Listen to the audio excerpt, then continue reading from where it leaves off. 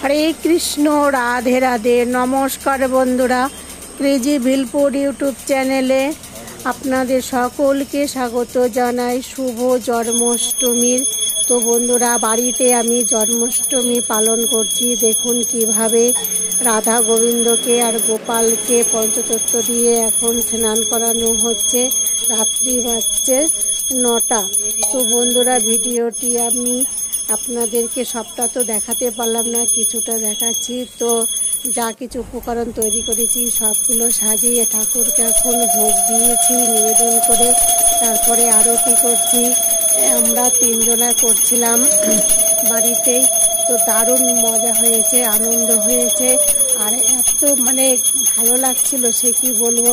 বিশেষ করে ভগবানের জন্মদিন, তো কিন্তু মানুষের জন্মদিন হলেও এত আনন্দ হয় না। আমার তো ভীষণ আনন্দ হয়েছিল।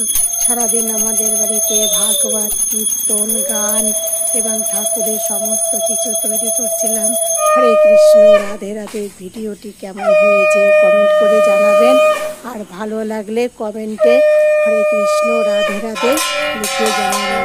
আবারও দেখা হবে অন্য কোনো ভিডিওর সঙ্গে। ততক্ষণে ভালো থাকবেন, সুস্থ থাকবেন।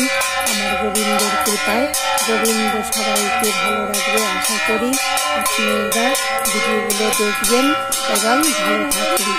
ধন্যবাদ।